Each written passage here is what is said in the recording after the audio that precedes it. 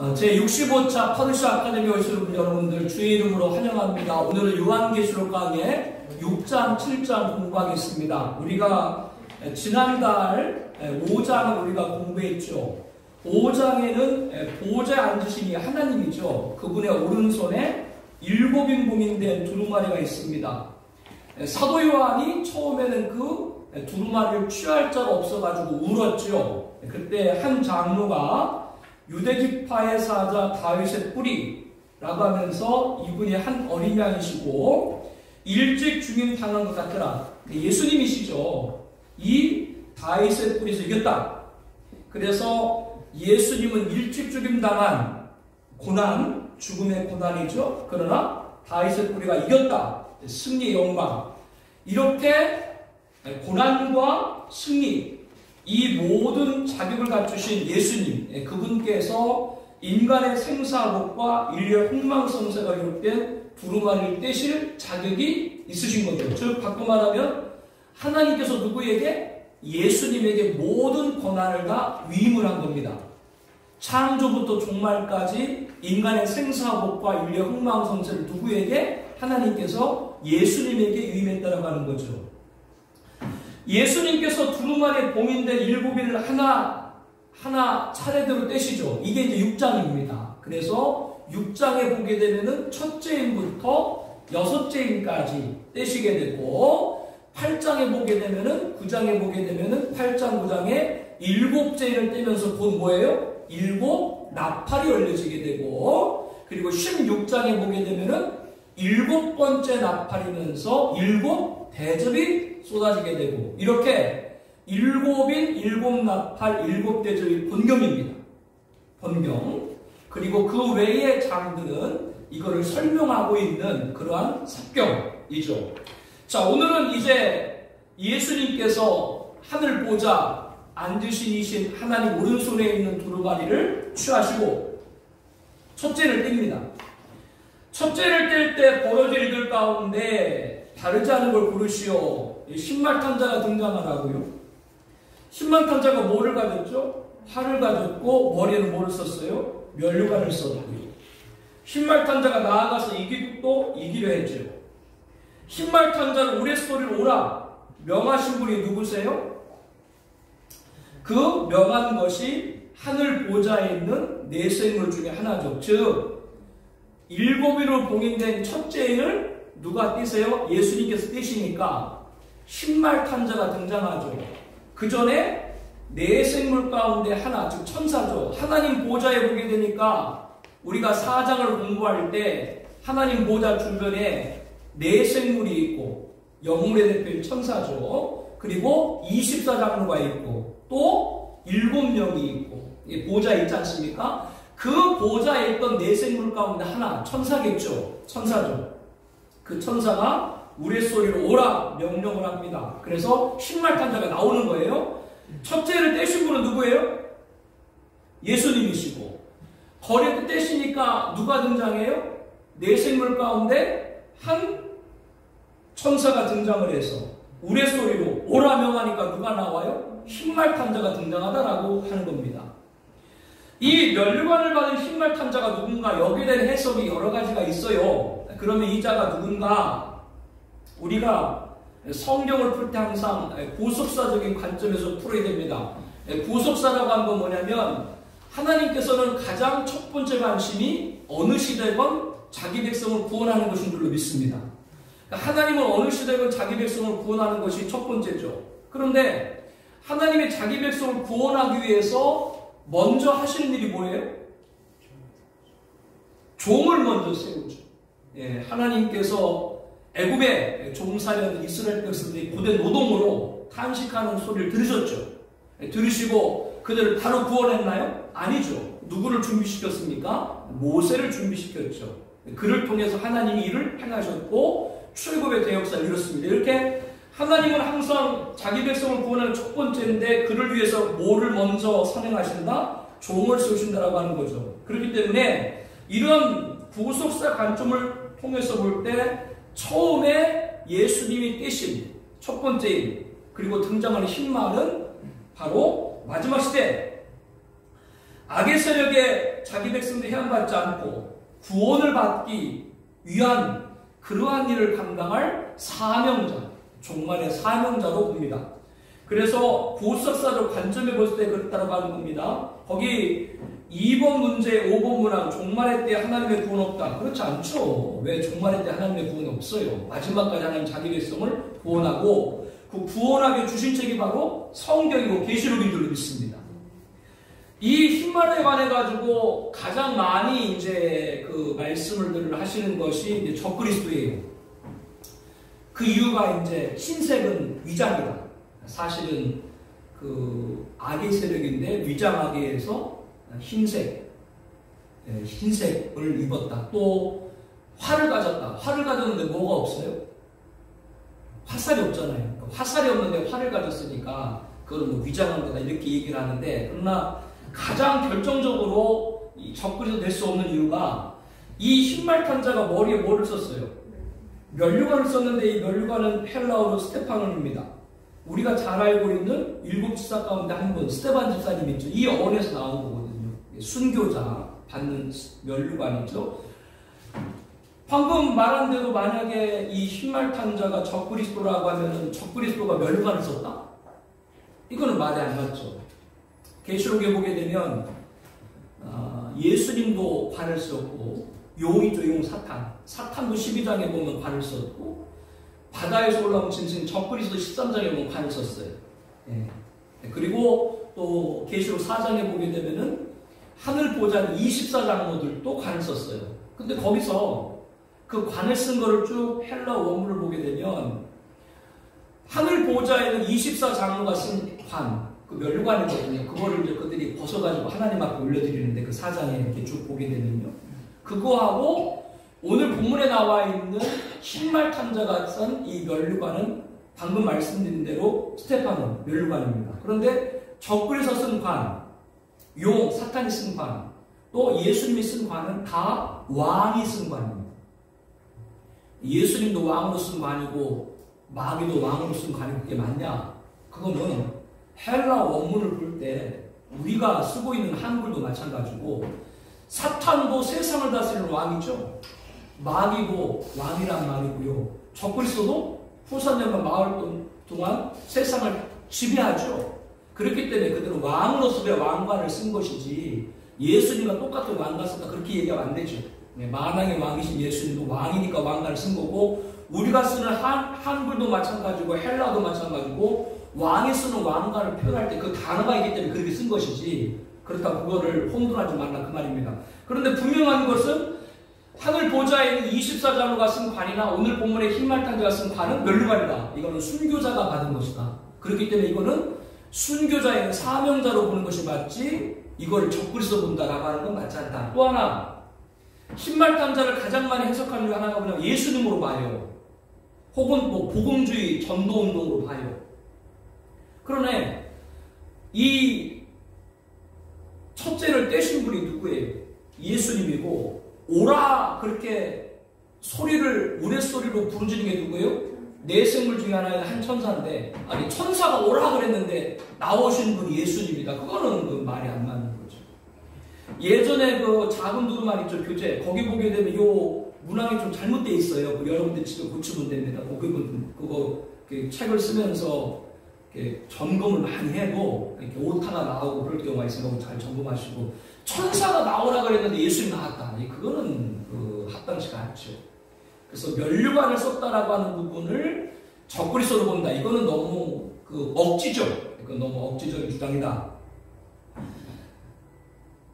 3번에 예수님은 이 시대의 참된 사명자를 충성되고 지혜 있는 종, 마태복음 24장 45절에 말씀하고 있죠.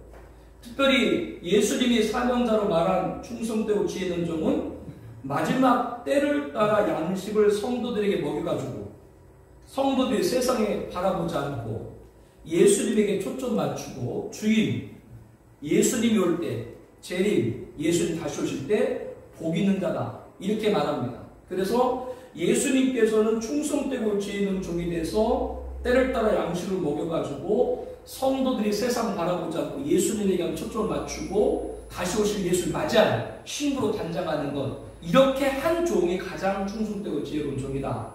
그래서 그에게 모든 소유를 맡겼다.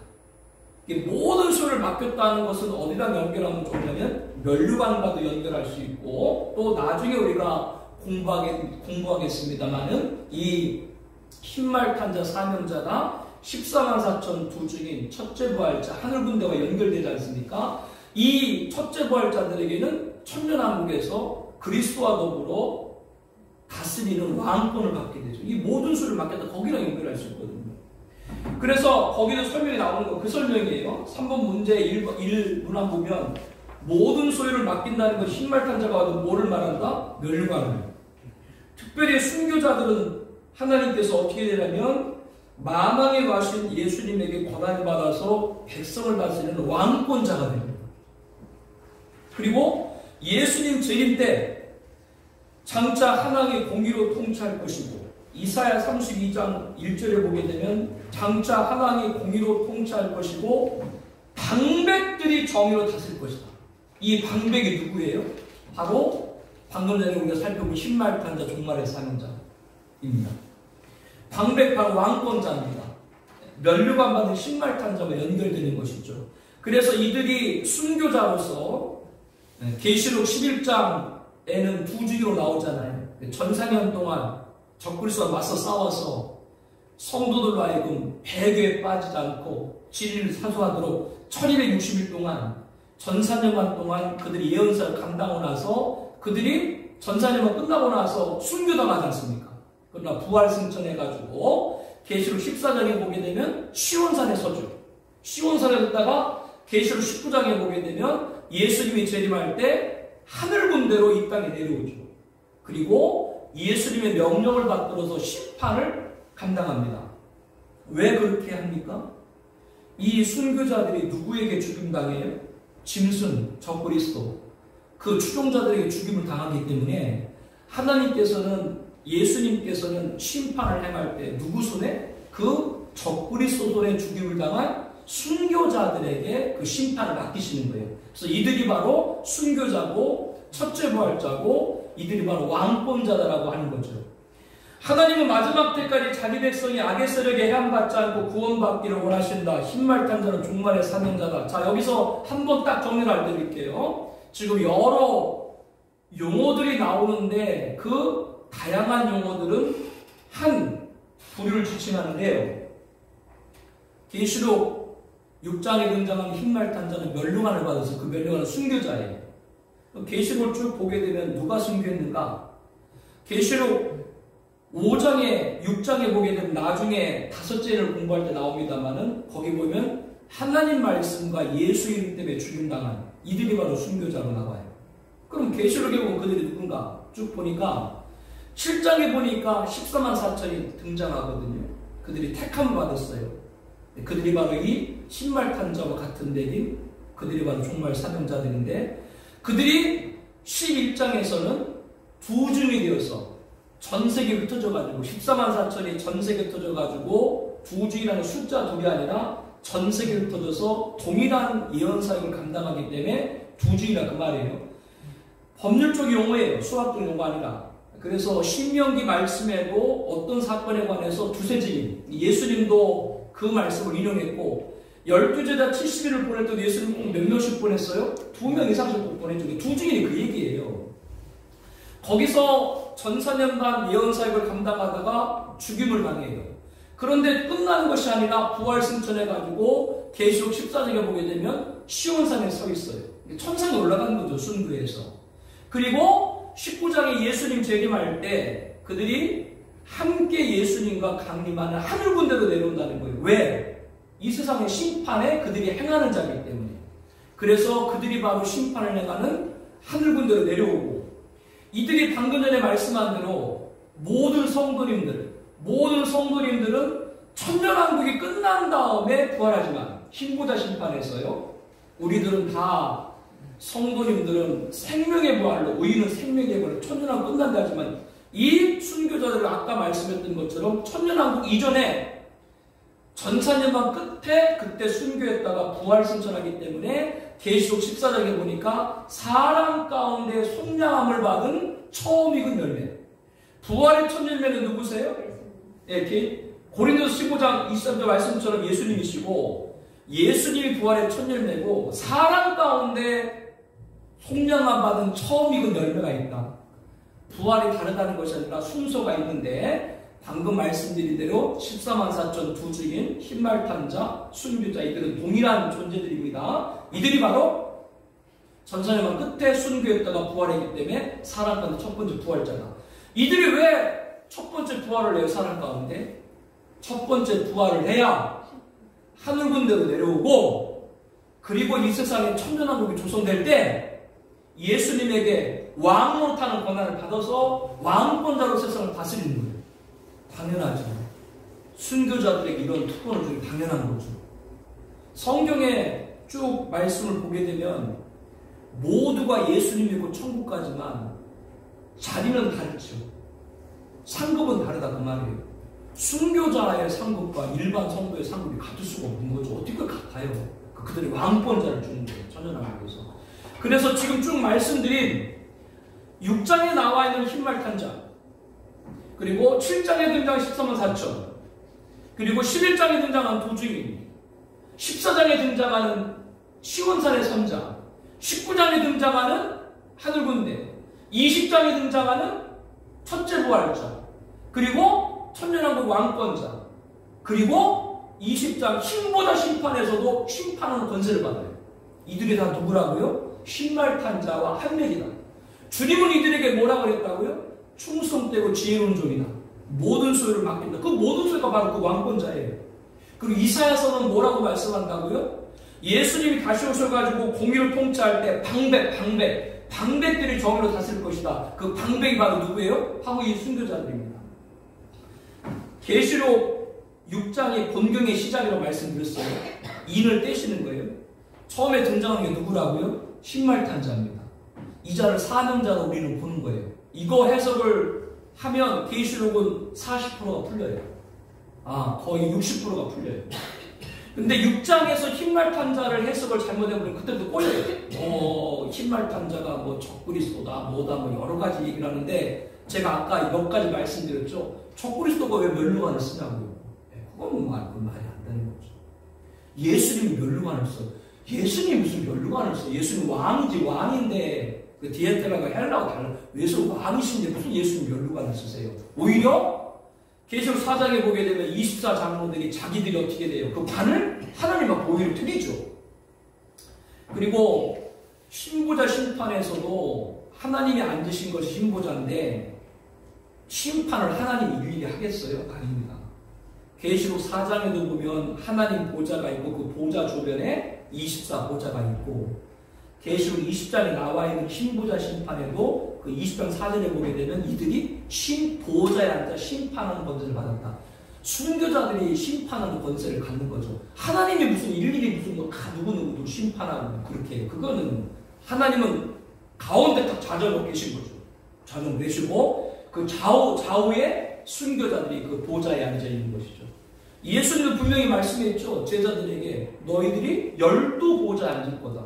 분명히 말합니다. 이걸 연결을 해줘야 돼요. 그 보좌를 갖다가 하나님만 안다. 맞아요. 하나님 보좌가 있죠. 그 보좌와 같지 않지만 똑같지 않지만 순교자에게 방금 말한 그런 보좌가 있다라고 하는 겁니다. 하나님의 보좌라는 것이 아니고요. 순교자를 위한 보좌가 있다. 흰말탄들 여기는 다 연결해야 돼요. 그럼 이제 어떤 분은 나중에 우리가 배우겠습니다만은 나중에 아니 계시록은 그러면 뭐 흰말탄자고 마지막 순교자고 14만 4천도 순교자고 또 두주인도 그 순교자라고 그러고 또 첫째 부활자도 그들이라고 그러고 하늘군대도 그들이라고 그러고 왕권자도 너무나 이게 14만 4천 흰말탄자 종말의 사명자만 부각되는 게 아니냐라고 질문하는 분들이 계세요. 그거는 너무나도 당연해요. 창세기는 무슨 얘기예요? 아브라함부터 요셉까지 얘기고요. 출애굽기는 누구 얘기예요? 모세 얘기고요. 그리고 열왕기 상하 이런 책은 뭐예요? 다윗과 솔로몬 왕들의 이야기고. 선지서는 누구 얘기입니까? 이사야나 에레미야 다니엘같은 선지자들의 얘기고, 복음서는 누구 얘기예요? 예수님 얘기고, 사도행전 역사서는 누구 얘기예요? 바울과 베드로 같은 사도들의 얘기고, 서신서, 그리고 계시록은 뭐예요? 마지막 사명자를 얘기한 거예요. 성경을 사명자 관점 보면 똑같은 사명자 이야기인 거예요. 물론 그 모든 사명자들이 한 분 누구? 예수를 증언하는 하나의 일치라는 거죠. 아브라함도 누구를 예표해요? 요셉은 누구를 예표해요? 다윗은 누구를 예표해요? 솔로몬이 누구를 예표해요? 다 예수님이죠. 예수님. 예. 성경 전체를 사명자 관점으로 보게 되면 방금 말한 대로 사명자를 이야기고, 그렇기 때문에 계시록에 나와 있는 흰말 탄 자를 그 사명자, 순교자와 연결하는 건 무리한 해석이 아니다. 그걸 제가 말씀드린 거예요. 단 이걸 가지고 딱 정죄하는 자세를 가지면 안 돼요. 무슨 말이냐면, 아까 흰말 탄 자를 예수님으로 보기도 하고 복음주의 운동으로도 보기도 하고 그 흰말 탄 자를 적그리스도로 보기로 한다고 했잖아요. 그래서 그 사람들 다 배격하면 안 된다고. 그분들 가운데는 흰말 탄 자를 그렇게 빨리 해석할 줄 몰라도 천연한 걸 인정하는 분들 계시죠. 예수님 재림을 똑같이 인정하는 분 계시죠. 그러면 존중을 해야 돼요. 인정은 안 하더라도 존중을 해야 돼요. 누가 저하고 얘기를 하는데 자기는 꿈 환상을 통해서 기도로 하나님 앞에 응답을 받았대요. 내가 보기에는 아니야. 내가 보기에는 아니라고 그 사람한테 당신 잘못 받았다고 얘기하면 돼, 안 돼? 얘기해야 돼? 아니지. 존중해야죠. 그분 그 나름대로 기도한 게 계시겠지. 내 마음속으로는 그분이 말하는 걸 인정을 안 하더라도 그분이 똑같이 우리와 예수님이고 기도하는 분인데, 그럼 그분에게도 주는 무슨 하나님의 어떤 은혜가 있겠지. 그럼 그냥 존중을 해줘야 돼. 아, 그러시냐고. 예, 알겠습니다. 우리 더 기도합시다. 이렇게 얘기를 하는 거죠. 그와 똑같아요. 어떤 해석에 부분적으로 차이가 있어도 우리와 똑같이 예수님의 역사죄를 인정하고 재림 후에 에덴의 복임 천연하고 인정하고, 그리고 신고자 거룩한 예루살렘, 이러한 전체적인 개론만 같더라도 존중해줘야 돼. 여기서 괜히 분란되고 싸우면 그거는 아마추어지. 아마추니까 자꾸 자기들 얘기만 맞다라고 얘기를 하죠. 그래서 우리 앞서 우크라이나와 러시아 전쟁을 통해 세계대전, 또 제렌스키를 통해서 바라본 적그리스도 모형, 우리가 쭉 말씀을 드렸잖아요. 제가 여러분에게 말씀드릴 때 어쨌거나 저의 철저한 기준은 뭐냐면 성경이죠. 성경 갖고 얘기를 하잖아요. 그걸 기준으로 그렇게 얘기를 해요. 그런데 어떤 분들은 그래, 자꾸 제렌스키가 적그리스도래. 그럼 어떻게 그분한테 내가 뭐라고 그래요? 우리 지금 저랑 3년, 4년 계신 분들 쭉 있는데 우리 돌아보세요. 쭉 돌아볼 때 베리칩 예전에 짐승표라고 그랬죠. 지금 베리칩 짐승표라고 말하는 분 계세요, 없어요? 지금은 또 사라졌고, 또 저희랑 좀 있으면서요, 프리메이슨, 일루미나티, 시오니즘서, 요즘은 뭐 큐어넌, 유대의 뭐 음모론, 이게 다 적그리스도라고 얘기했죠. 또 마지막 세계정부다라고 얘기했죠. 방금 말한 그런 내용들이요. 근데 지금은 그 얘기가 수그러들죠. 지금 그거 누구 얘기하는 분 있어요? 아직도 있긴 있는데 막 그게 이렇게 막 참고를 할 때보다 지금 뭐 점점 줄어들고 있죠. 그거예요. 자기들이 깨달아. 그러니까 말을 안 치. 자기들이 틀렸으니까. 저는 그 모든 게 아니라고 얘기했어요. 왜? 저랑 여러분 여러 시간에 그거 공부했잖아요. 정말로 음모론에서 공부를 여러 시간 했는데 성경적 아니거든요. 하나님이 종말 계시를 우리들에게 알려주는데, 하나님께서 종말 계시를 우리에게 알려주시는데 성경을 통해서 주셨다.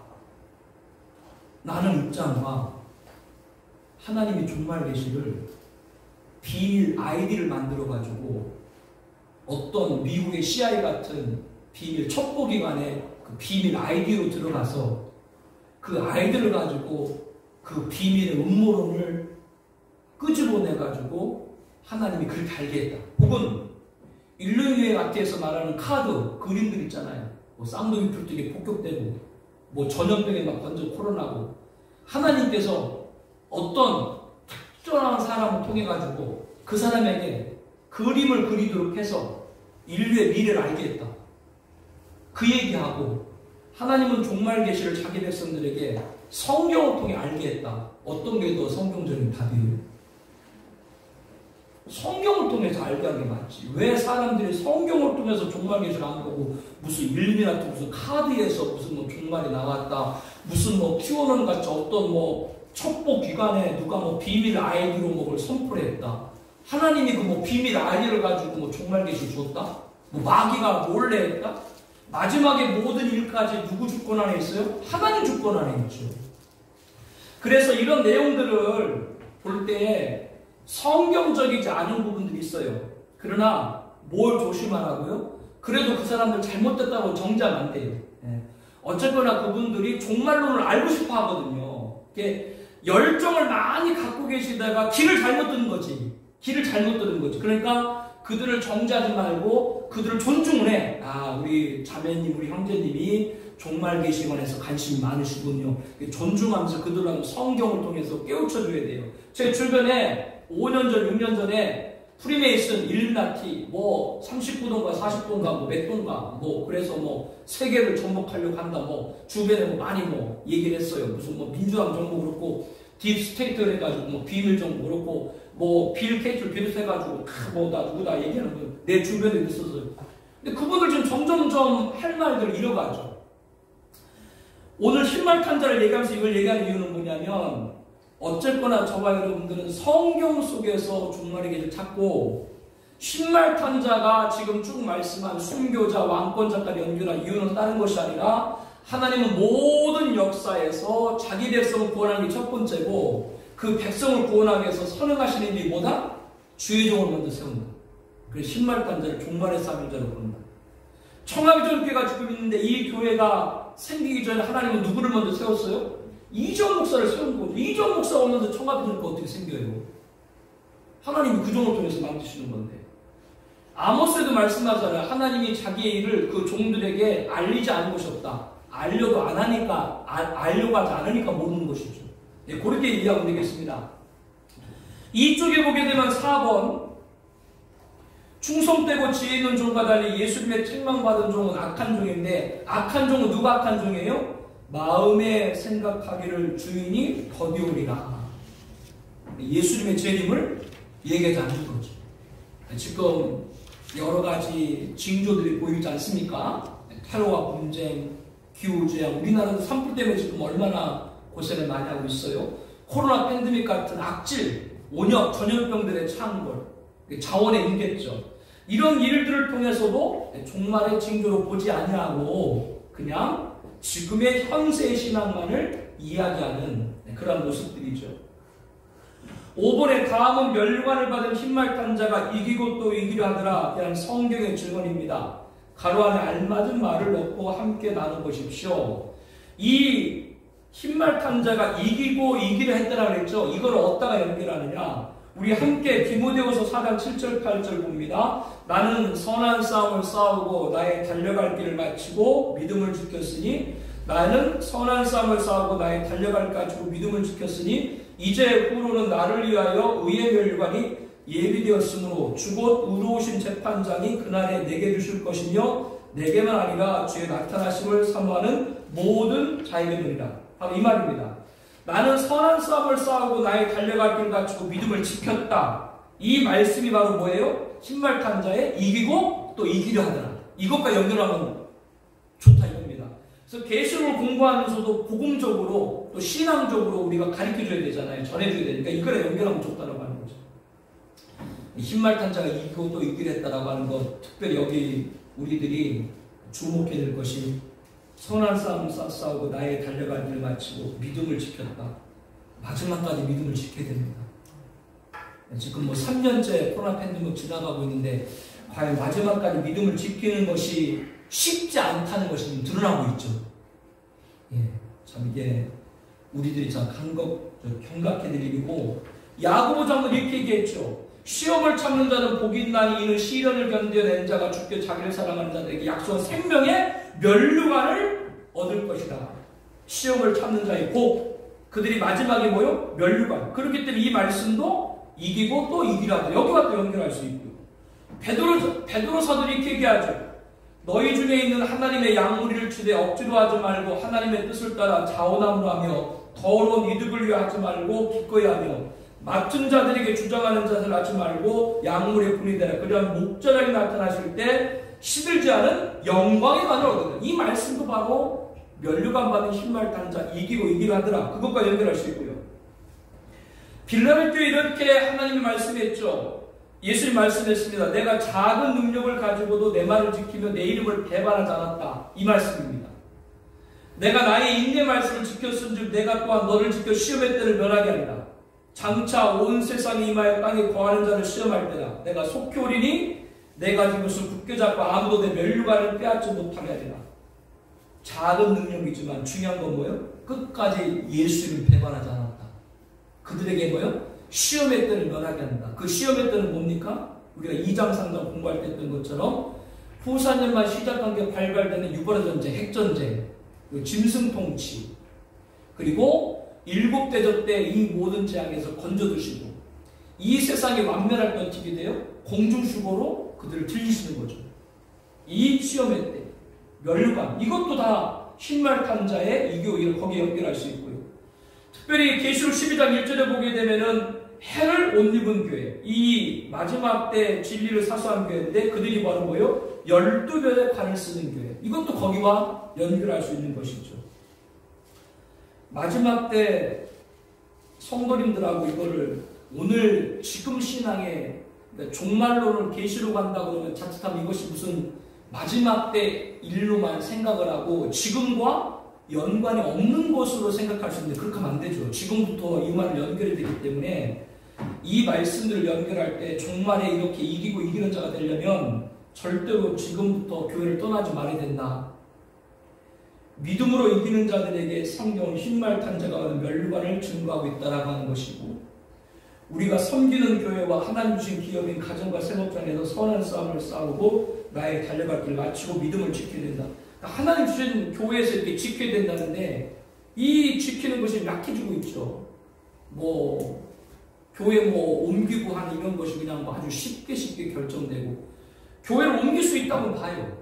근데 제가 꼭 당부드리고 싶고 또 염려드리고 싶은 것은 교회를 옮길 수 있다고 보는데 그렇게 교회를 옮기는 그런 과정들이 시험을 참고 이기고 믿음을 지키는 것과 생각할 때 시험을 참고 믿음을 지켜야 마지막까지 멸류관을 쓰는데 그런 신앙으로 이기는 과정을 볼 때 교회를 자주 옮긴다는 것은 시험을 참고 믿음을 지킨다는 것과 부합하지 않는 건 아닌가?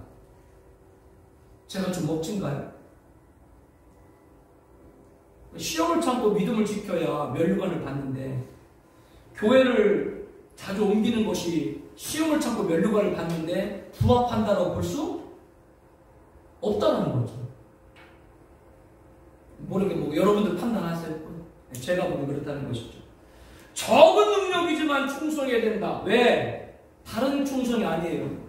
끝까지 예수님 배반하지 않는. 그러기 위해서 지금 주신 교회도 우리가 신앙생활 지키는 것이 얼마나 필요한 걸 볼 수 있죠. 이들에게 멸류관을 받는다. 이렇게 지금 교회 생활에서도 이렇게 잘 적용해 주는 것이 좋다라고 하는 겁니다. 이제 둘째인입니다.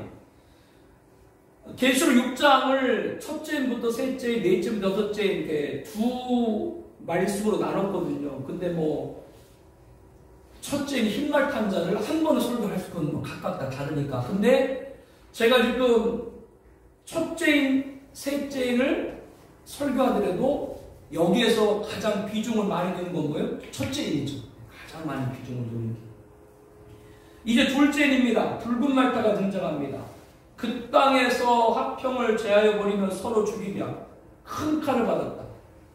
자, 이것은 과연 무엇을 말하는가라고 하는 겁니다.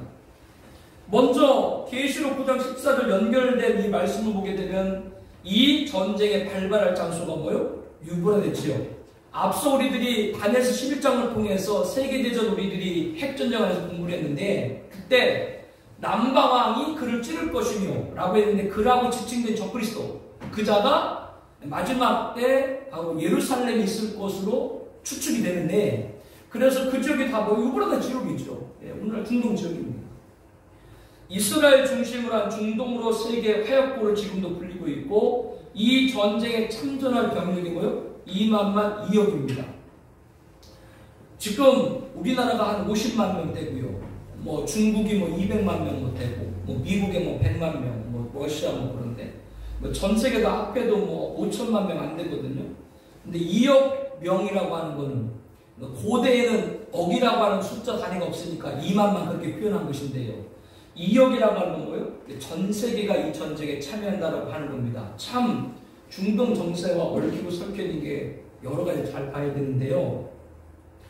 우리나라와 관계없다 그렇게 볼 수 있잖아요. 중동이 마지막 전쟁과. 그런데 우리나라는 미국, 유럽과 서방에 들어간다 그랬죠.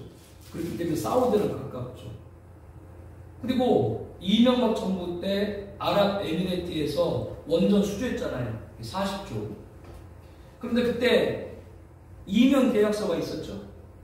이명 계약서가 있어가지고 그 아랍에미레이트의 군사지원 그리고 우리나라 전투병 공수부대 그쪽 파병해서 그쪽 훈련시키는 그것뿐 아니라 아랍에미레이트가 공격을 받을 때 우리나라 군대가 파병하는 이런 조건이 있었어요. 그래서 그 때문에 문재인 정부 때 처음에 논란이 많았거든요. 그래서 이제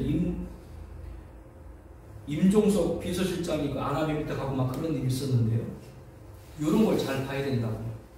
지금 우리나라가 중동에 있는 나라 가운데 가장 교역이 활발한 나라 어떤 나라예요? 이란입니다. 우리나라가 예배를 시켜줘가지고 이란 지금 미국이 제재하고 있죠. 제재하고 예배를 시켜줘가지고 석유관에서는 우리나라가 수출할 수 있게 했어요. 자동차 이런 거 수출할 수 있고 제재를 하고 있는데도 그걸 풀어줬어요. 우리나라에 묶여있는 돈만 제가 정확하게 모르겠는데 지금 자금을 다 동결시켜버렸잖아요. 그래서 우리나라가 이란한테 돈을 주고 싶어도 못 줘요. 왜? 우리나라가 이란한테 돈을 주면 미국이 우리나라 제재를 해요. 그렇게 되면 못 줘. 이게 다 자금을 동결시켜서 우리나라에서 아마 이란한테 줬더니 40조인가로 제가 알고 있어요. 그러니까 이란은 돈을 받아야 되니까 돈을 안 주니까 어떻게 해요? 그 재작년인가 아덴만에서 우리나라 선박 납포했잖아요. 그 이유거든요. 그게 이제 뭐 우리나라 뭐 유조선이 뭐 기름을 유출해가지고 뭐 자연항공 패치 그거는 왜 명분이지 돈 달라 그 얘기거든요. 그러니까 돈을 줄 수 없으니까 지금 우리나라가 어떻게 했어요? 이란에서 내야 될 유엔 분담금. 유엔에 분담금이 있거든요. 미국이 뭐 20몇 프로, 그 다음에 일본이 뭐 10몇 프로, 우리나라가 1.몇 프로인데 우리나라가 유엔 분담금이 1.몇 프로인데 그것밖에 안 내는데 우리나라가 중경과예요. 굉장히 많이 내는 거예요. 그러니까 전체적으로 1.2%밖에 안 되는데도 우리나라를 세계에서 뭐요? 중경국으로 봐. 그런데 그 분담금을 안 내면 유엔에 나가서 발언권이 없어요. 그래서 이란이 내야 될 유엔 분담금 우리나라가 내렸잖아요. 그거는 경제 제재에 포함이 안 되는 거니까. 미국이 하라고 한 거죠. 제가 지금 말씀드린 건 아랍에미리트하고는 군사동맹을 맺고 있는데 경제적으로 어디에 가까워요? 또 이란과 또 가까워요. 그러니까 우리나라 서울에 테헤란로가 있잖아요. 그러니까 만약에 여기서 같은 중동 국가라도 경제적인 건 이란과 가깝고 또 군사적인 것, 또 서방적인 것, 외교 정치는 또 아랍에미리트, 사우디 이런 나라 맺고 있고 우리나라도 그러니까 이 마지막 전쟁에 직간접적으로 참여할 수밖에 없다. 이건 바꿔 말하면 전 세계가 참여하는 전쟁일 수밖에 없다. 지역은 중동이 되게 되고. 그래서 2억이라고 하는 군대가 그거를 우리가 간접적으로 보여주고 있다고 하는 거예요. 그걸 좀 말씀드리는 거예요. 그래서 여기에 참여치 않은 국가는 없다 그런 얘기예요. 직간적으로 뭐 전쟁에 뭐 직접 참여하든 아니면 뭐 지원하든 뭐 이런 차이는 있겠지만 이렇게 마지막 전쟁이라고 하는 겁니다. 그래서 이 전쟁에서 사람들이 3분의 1, 인류의 3분의 1 죽는다. 이거는 대량 살상무겠죠?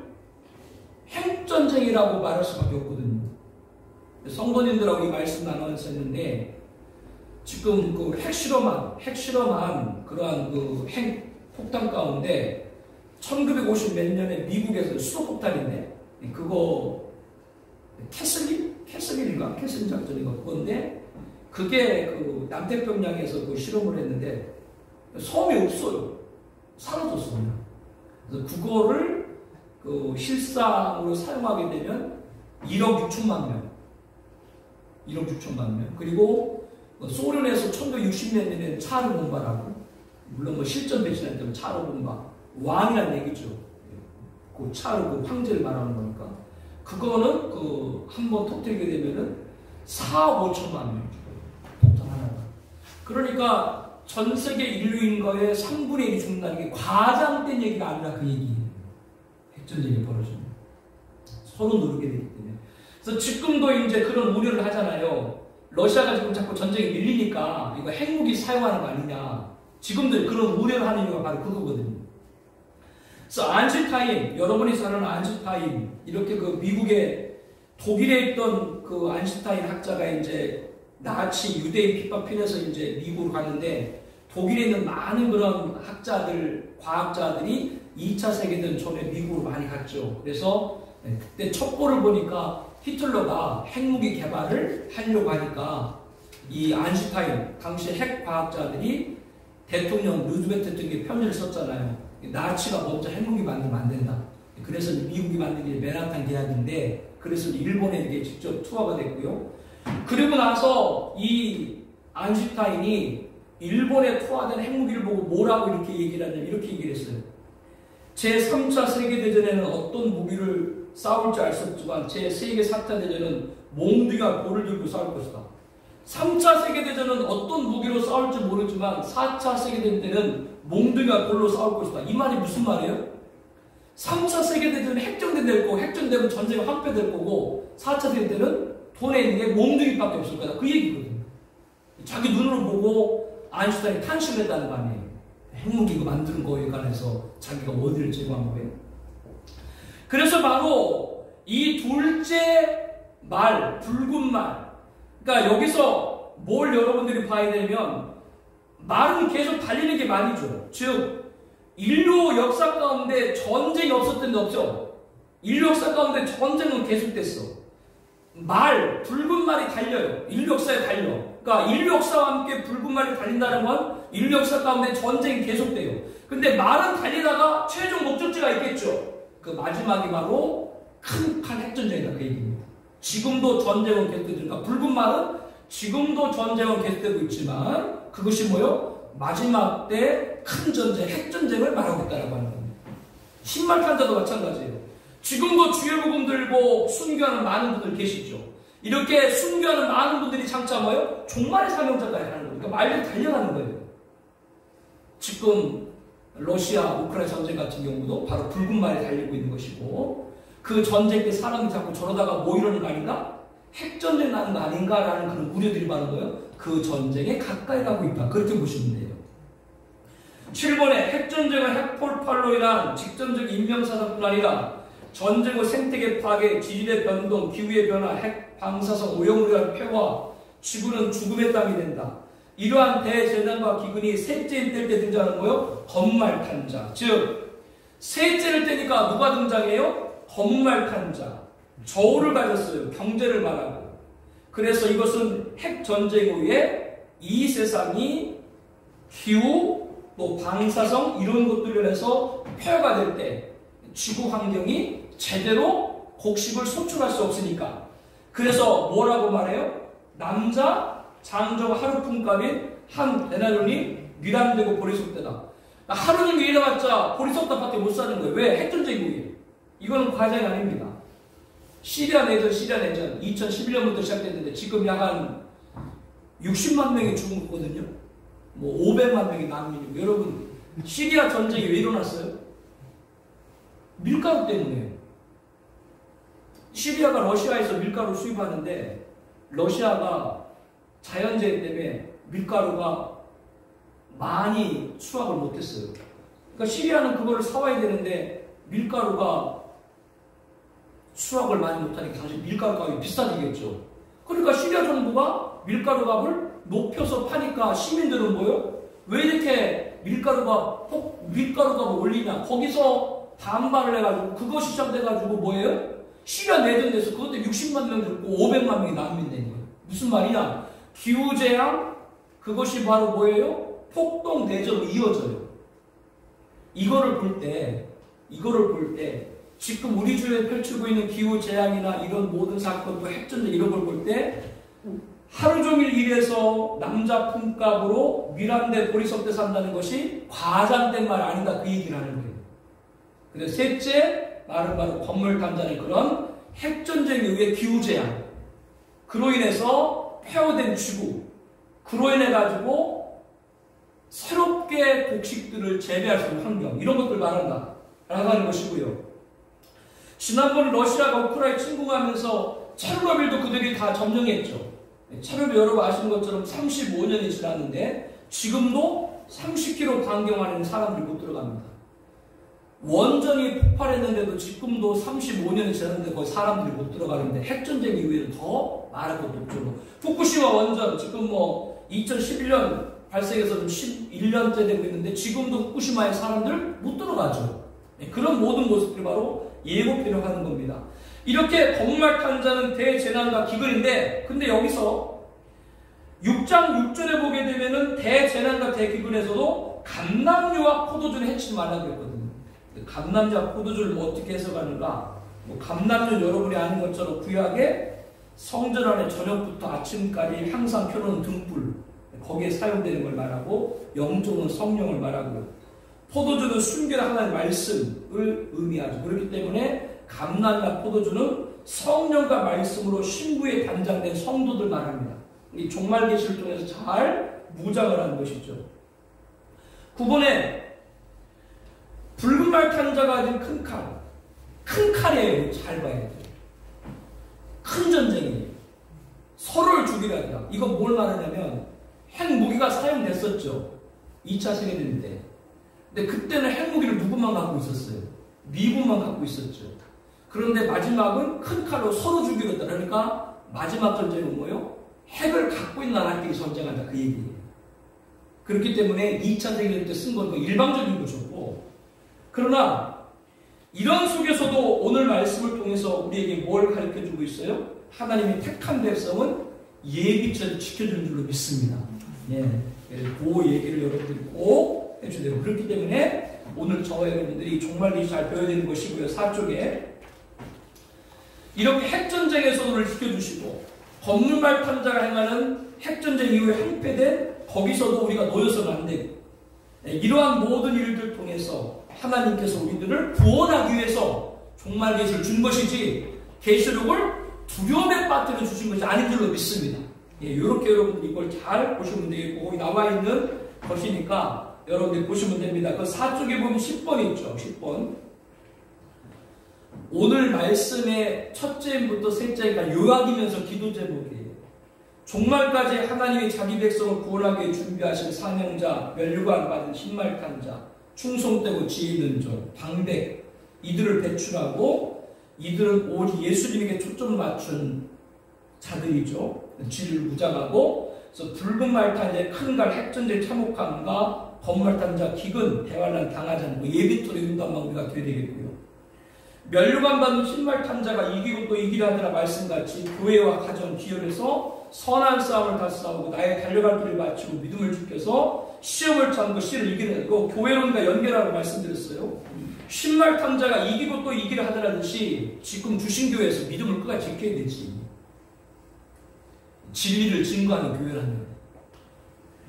우리가 중보하는 모든 이들이 종말의 대전쟁 같은 환란에서 오직 예수신앙으로 예비처에 사는 구원받도록, 예수님 다시 오실 때 우리한테 공중주거에 참여하도록 이런 자가 되실 거라고 우리 기도해야 되겠고요. 이렇게 첫째부터 셋째까지 우리 함께 나눴습니다. 특별히 첫째부터 셋째까지 공부하면서 여기에 우리들이 강조를 준 건 뭐예요?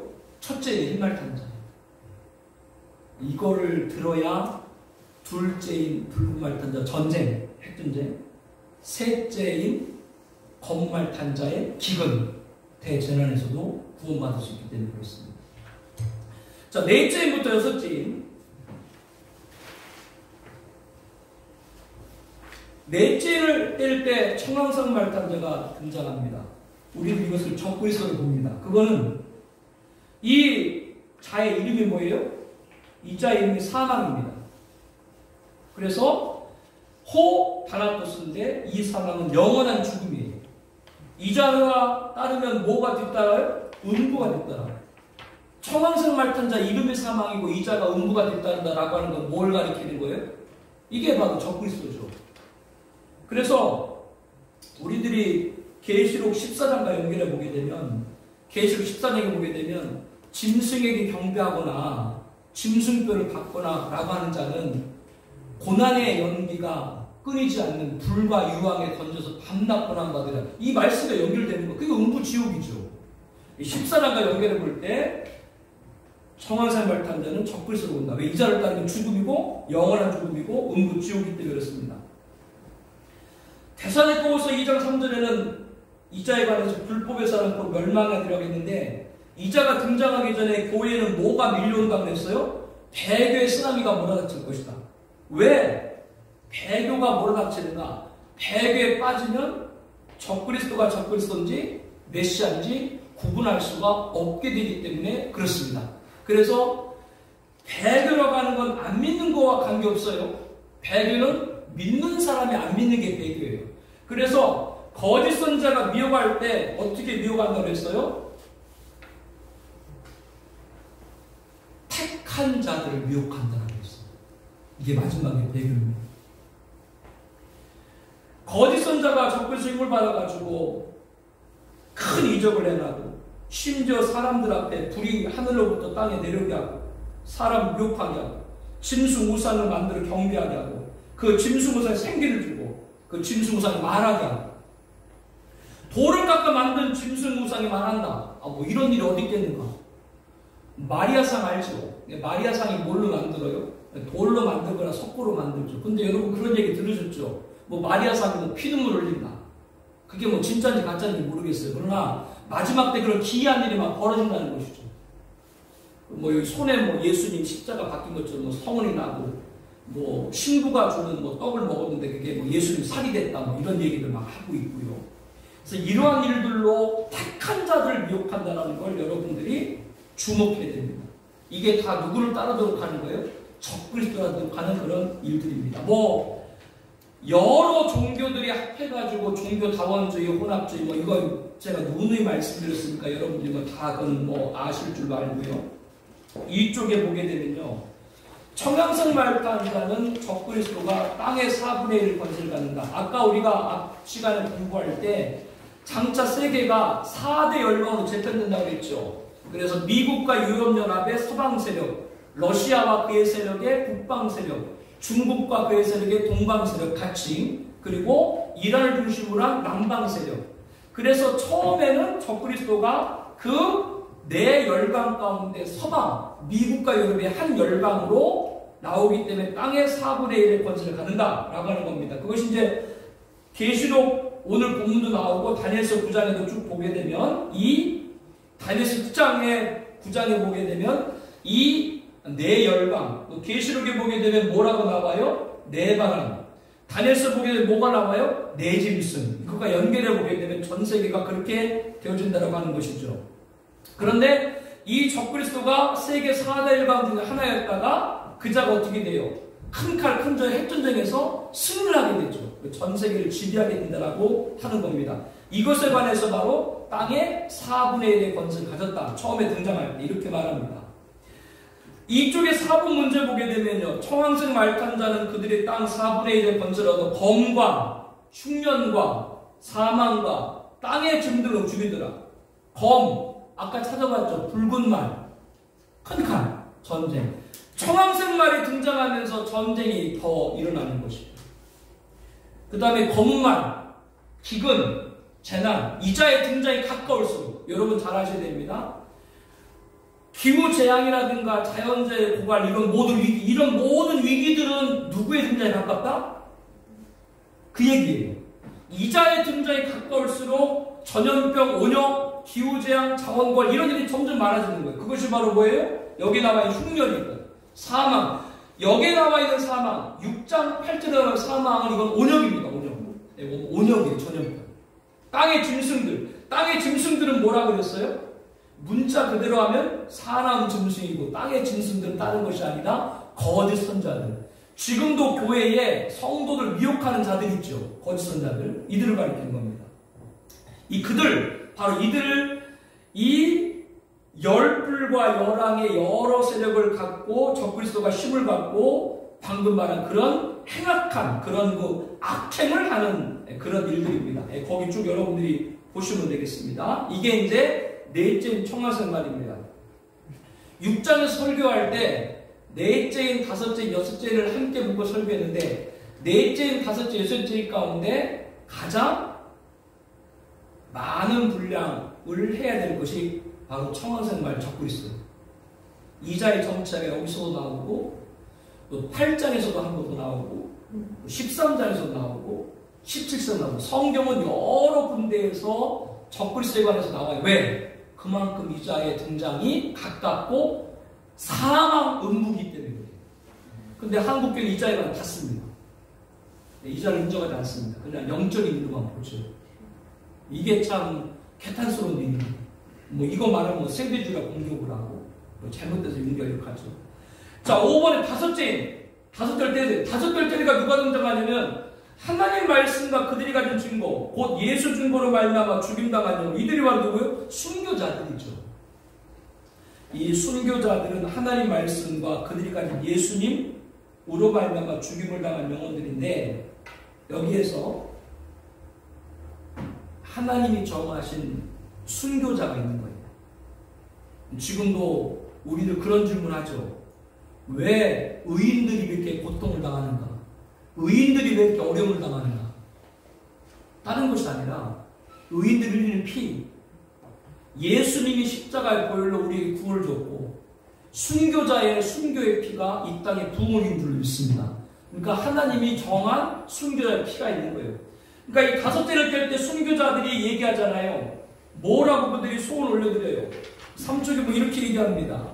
우리의 핏값을 갚아달라. 어느 때까지? 왜 자꾸 의로운 사람이 피를 흘리게 됩니까? 라고 얘기하니까 하나님이 뭐라고 말씀하세요? 그들에게 그들의 공무들, 종들과 형제들도 자기처럼 죽임을 당할 그 수가 차기까지 잠수하시라. 즉 아직까지 하나님이 정한 순교자가 있는데 그들이 다 순교자가 끝날 때 하나님 심판할 거다. 그 심판 때 누가 오시는 거예요? 예수님 오시는 거죠. 이 순교자들이 포스라는 겁니다. 3쪽의 7번에 보게 되면 순교자의 신원의 호소에 대한 보응, 예수님의 재림으로 이루어질 하나님의 최종적인 심판은 성도들의 핏값에 대한 보응이다. 즉 예수님이 재림하시죠. 예수님이 재림하신 목적 가운데 하나가 뭐라는 거예요? 의인들의 피에 대한 보응입니다. 그날 우리들의 믿음이 옳았는지 보게 될 줄로 믿습니다. 그날까지 믿음을 지켜야 돼요. 지난 시기, 지금 그리고 장차 종말 때까지 의인들이 당할 고난과 순교자를 흘린 피는 반드시 보응할 날. 이 보응할 날은 누가 심판받는 날이에요? 악인들 심판. 즉 의의 피가 차고 악인들의 죄가 찰 때, 그때 바로 누가 오세요? 예수님 오시는 겁니다. 악인들이 그들이 성도들과 선자를 필렸으므로 악인인 그들에게 피를 마시기 합당하다. 악인들 그들에게 피를 마시기 합당하다. 즉 지금 이 세상에서는 불의한 자들이, 악인들이 의로운 자를 고통 주고 죽이지만 이 마지막 때 뭐요? 그 모든 것이 이제 주님이 갚아준다. 그러니까 너희들 의인들의 피를 마시기 합당하다. 이렇게 천사가 얘기하는 거예요. 하늘의 성전 제단 안에서 기도하는 순교자는 7년 하는 순교한 자들이고 7년 하나님 전사들만 순교할 하나님 종들이 바로 충원될 순교자다. 즉 오늘 본문 6장에 나와 있는 순교자는 교회 시대의 순교자예요. 아직 다 채우지 않은 순교자 누구예요? 종말 시대인 7년 하는 전사들만 또 순교할 순교자. 그게 두 중인 13년 4천이죠. 그러니까 오늘 계시록 6장에 나와 있는 순교자는 누구예요? 교회 시대의 순교자들이고, 근데 그걸로 끝나는 것이 아니라 종말 시대인 7년 하나 전사년에 순교할 두 중인 14년. 그들의 피가 채워져야 그들이 충원할 순교자입니다. 그들이 잘 주님 오신다 그 말이에요. 그래서 아직도 하나님께서 정하신 순교자의 피가 남아있다라고 하는 겁니다.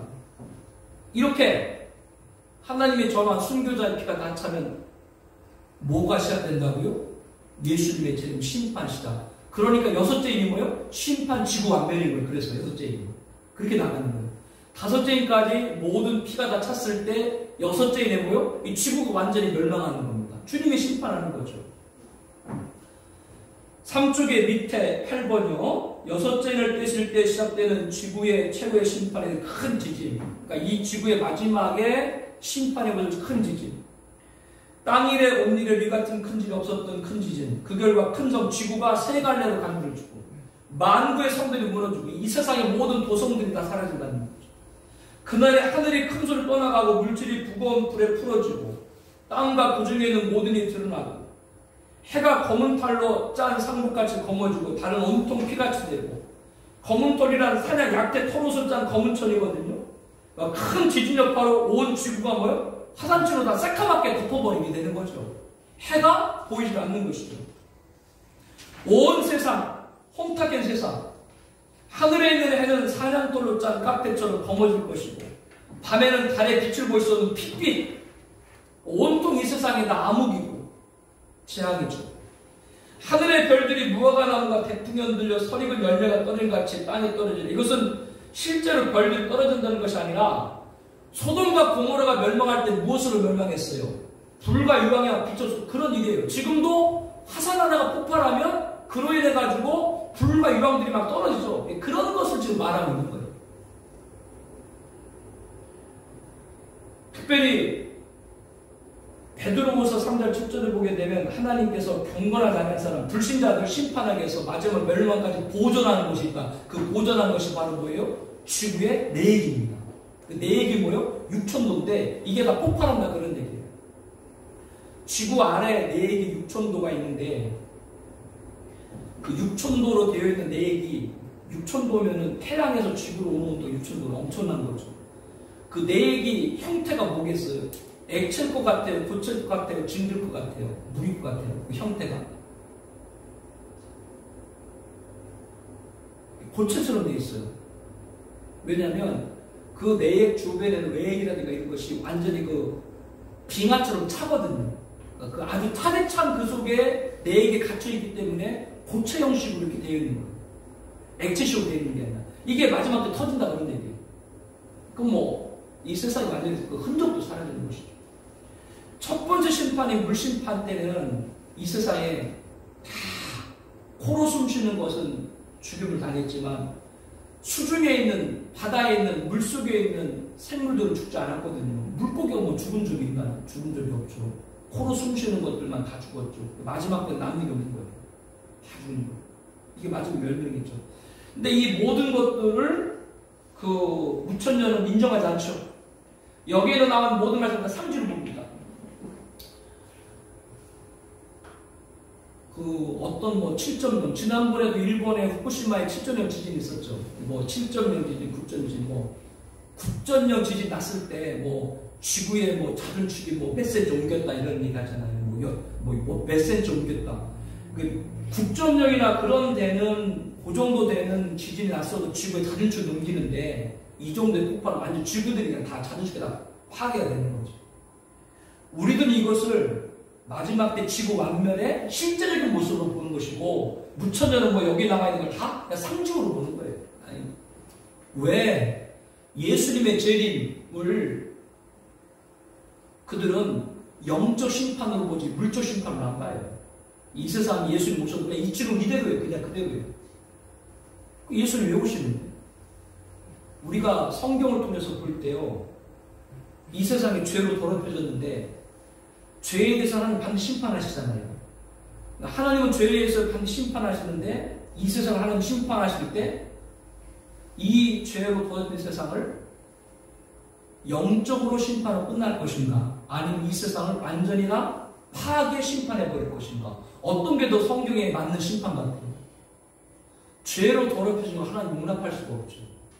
다 파괴하시고 이 세상에 뭘 조성하시는 거라고요? 천년한 뭘 그때 조성하는 거예요. 원래 천지창조의 모습으로. 왜? 하나님 영광 받으시기 위해서.